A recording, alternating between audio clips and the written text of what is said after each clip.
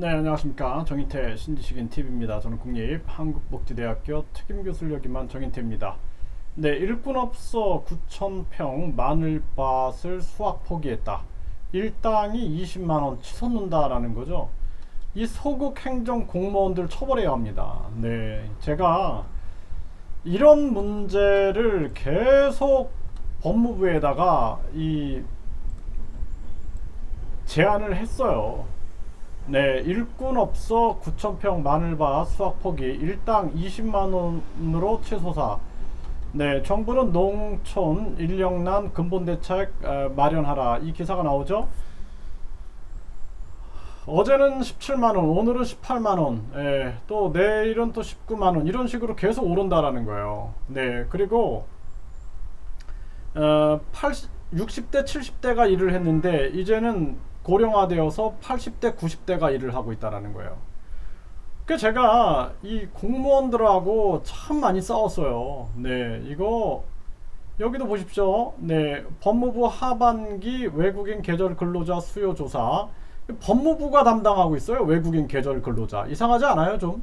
아니, 법무부 그래서 해체해야 된다라고 제가 얘기하는 거예요. 이런 거 이민부를 만들고 법무부 검찰청은 국민안전원으로 바꿔서 검찰 용어를 검경 통합해서 국민안정관으로 가야 돼요. 안정관.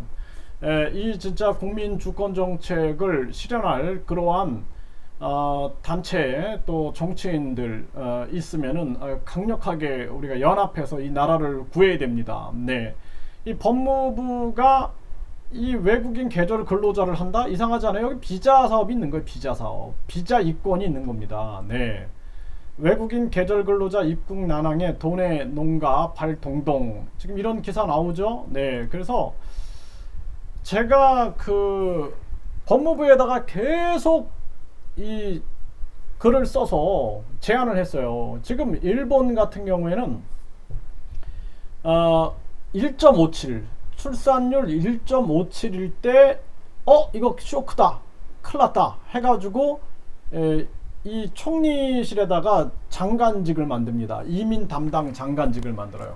근데 우리나라는 0점대가 지금 계속 내려가고 있음에도 불구하고 일을 안 하는 거예요. 그래서 공무원들하고 내가 막 얘기를 하는 거예요. 지금 이런 문제가 생기지 않느냐, 그럼 이 문제 어떻게 해결해야 되느냐, 그럼 일본을 배우자. 우리가 일본은 가장 중요한 게 일본어 능력이잖아요. 그러면은 처음에 일본이 미얀마라든지 각종 이 베트남 동남아에서 막 50만 명을 데려간다 그랬어요. 그런데 일본어를 알아야 되는데 일본어 강사도 부족하고 일본어 교실도 부족하고 하니까 일단은 일본에 가서 일본어를 공부하면서 이렇게 아르바이트를 하게끔 하는 거예요. 일본어를 공부하면서 아르바이트를 해서 부족 직업군에 취업할 수 있게끔 해주는 거예요. 이렇게 해야 된다, 우리나라. 그래서 일단은 한국어 학원에 한국어를 공부하게끔 하고 거기서 아르바이트를 할 수 있게끔 하면서 그러면서 부족 직업군에 일을 할 수 있게끔 해줘야 된다.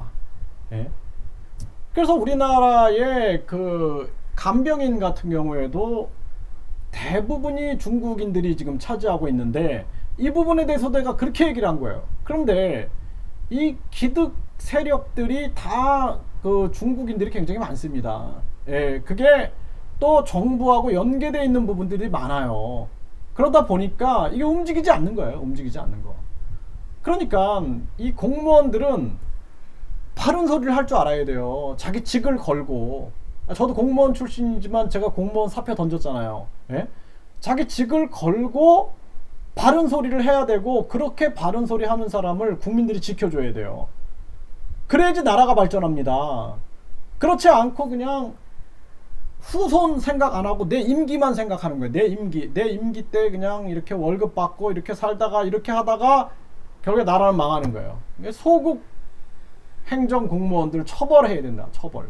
그 적극적인 이 공무원들은 국민이 보호해야 돼요. 국민이 보호해서 그런 공무원들이 있어야 된다라는 거예요. 그래서 이 문제에 대해서 제가 노래를 부르는 거예요. 외국인 정책에 대해서 이렇게 정책을 해야 한다, 이렇게 하지 않으면 안 된다 했더니 저를 그냥 막 그 법무부 공무원이 막 소리를 지르고 전화를 막 함부로 끊고, 그래서 제가 참 안타까웠어요. 네, 그래서 이 진짜 대한민국 총체적인 문제다 이렇게 생각이 듭니다. 그래서 국민들이 이번에 20대 대통령으로 정말 국민 주권주의 정신을 가지고 있는 그러한 대통령이 나와서 진짜 공무원 사회부터 해서 대한민국 전체 사회에 대해서 혁신을 가해야 됩니다. 그렇지 않으면 안 돼요. 정말 안타까운 정황이다. 이게 지금 농촌 다 망하게 생겼어요, 이거. 예, 제가 계속 얘기해도 듣지 않는 거예요. 왜? 여기 이제 비자 이권 사업이 있거든. 예? 여기 이제 행정사들이 또 정관 현관 유착 비리가 있고, 여기 또 영사들이 정관 현관 유착 비리가 있어서 그 비자 비리 저지르는 게 아주 짭짤한 거예요. 그러다 보니까 움직이지 않는 겁니다. 네, 그래서 정말 안타까워요. 이게 뭐 기사에 막 터지잖아요. 비자 사업 비리, 영사 비리, 이 정관 현관 유착 비리. 예? 그러니까 이 법무부가 왜 이런 비자 사업을 하냐 이거예요. 예, 이것은 이민부로 가야 된다. 그래서 앞으로는 이민부와 외교부가 강화돼야 돼요. 21세기는. 그 4차 산업혁명에 우리는 이민부와 외교부를 강화시켜야 된다.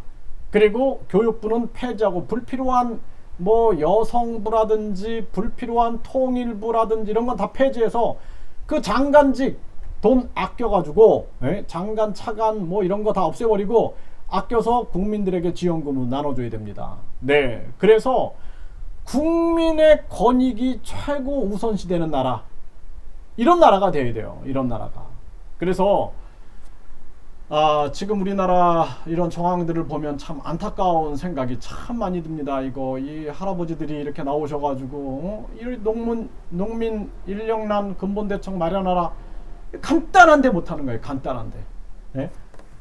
한국어 공부하면서 그러면서 아르바이트 하면서 이제 한국어 능력을 완성되면은 취업할 수 있게끔 해주는 거예요. 네. 호주 같은 경우에는 이 농촌에 거주 비자를 줘요. 인구가 없는 지역에 거주 비자를 주는 거예요. 외국인들한테. 그래서 이런 일을 계속 해낼 수 있게끔 만들어 줘야 돼요.